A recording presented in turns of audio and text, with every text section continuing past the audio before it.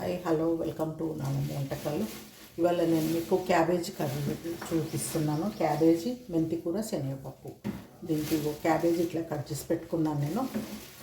ఒక పావు కేజీ అంత చిన్న గడ్డ. దీనికి మెంతికూర వేరి కడిగి పెట్టేసుకున్నాను. కొంచెం శనగపప్పు, ఇది హాఫ్ బాయిల్ చేసుకోవాలి. దీంట్లోకి పచ్చిమిర్చి, కొంచెం పచ్చి కొబ్బరి లేకపోతే ఎండుదైనా వేసుకోవచ్చు, అది ఇష్టము. ఉల్లిపాయలు, కరివేపాకు, ఒక 4-5 వెల్లుల్లి తాలింపులోకి వేసుకొని కొంచెం ఆయిల్ ఇస్తున్నాను నేను.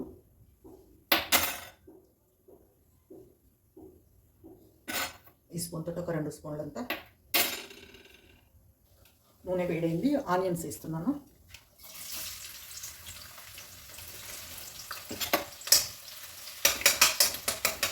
కరివేపాకు,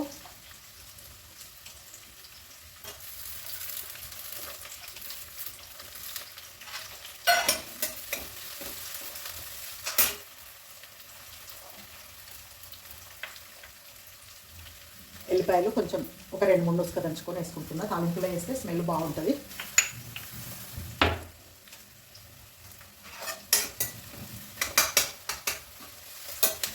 ఇప్పుడు ఈ మెంతి కూర వేసుకుందాము తాలింపులో.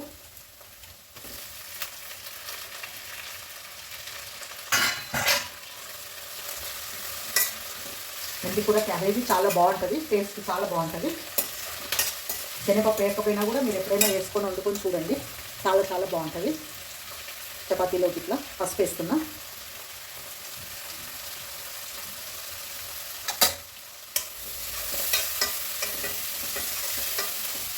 నేను దీంట్లోకి జీలకర్ర ఆవాలైతే వేయను తాలింపులో. మెంతి కూర కొంచెం నూనెలో మంచిగా ఇట్లా వేగనివ్వాలి. చూసిండ్రా ఇట్లా ఆ పచ్చిదనం అనేది మనకు పోతుంది. వేగితే మంచి టేస్ట్ బాగా వస్తుంది.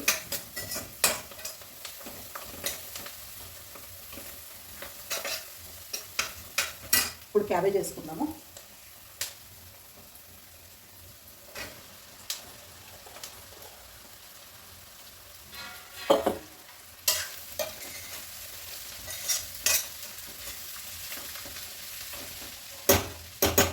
కలుపుకొని మూత పెట్టేసుకొని సిమ్లో పెట్టి కొద్దిసేపు ఒక 2-3 నిమిషాలు దాన్ని వేగనిద్దాము.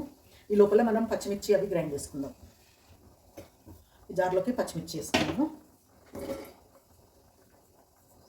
అలాగే సరిపడేంత సాల్ట్, ఇప్పుడు మన కూరకు సరిపడేంత సాల్ట్ వేసుకొని గ్రైండ్ చేసుకుంటే బాగుంటుంది. 1 స్పూన్ వేసాను, ఇంకా కొంచెం వేస్తున్నాను. 1 టీ స్పూన్ ఫుల్ అనుకోండి. దీంట్లోకి పచ్చి కొబ్బరి వేయాలి. ఇదిగోండి పచ్చి కొబ్బరి కట్ చేసింది ఇందులో వేసి ఇవి గ్రైండ్ చేసుకొని వద్దాం మనం. ఇదిగోండి పచ్చి కొబ్బరి గ్రైండ్ చేసి పెట్టుకున్నాం. ఇది ఇప్పుడు ఇందులో వేద్దాం కూరలో. చూసాక మగ్గిపోయింది మంచిగా.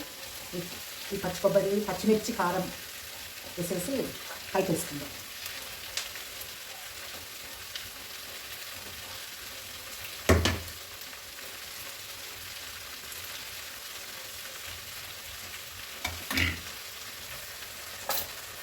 ధనియాల పొడి వేస్తున్నా 1 టీ స్పూను. ఇది చిన్నది కాబట్టి దీంతో 2 వేసాను. ఇప్పుడు ఇదంతా కలిపేసుకుందాం మంచిగా.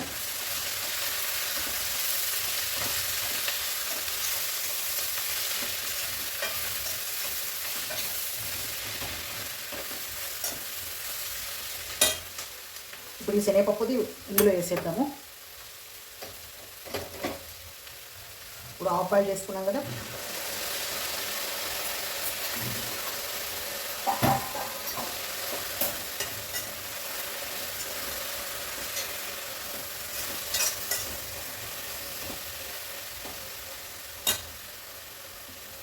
దీంట్లో కొంచెం వాటర్ వేసేసుకున్నాను.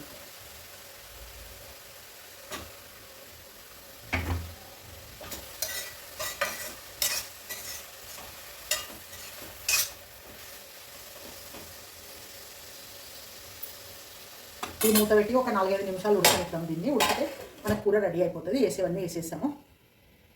కొద్దిగా మిల్క్ యాడ్ చేసుకుందాము. ఆ క్యాబేజీ స్మెల్ అనేది మనకు రాకుండా ఉంటుంది, బాగుంటుంది. టేస్ట్ కూడా చాలా బాగుంటుంది. ఒక 1/2 కప్ అన్ని పోసిన.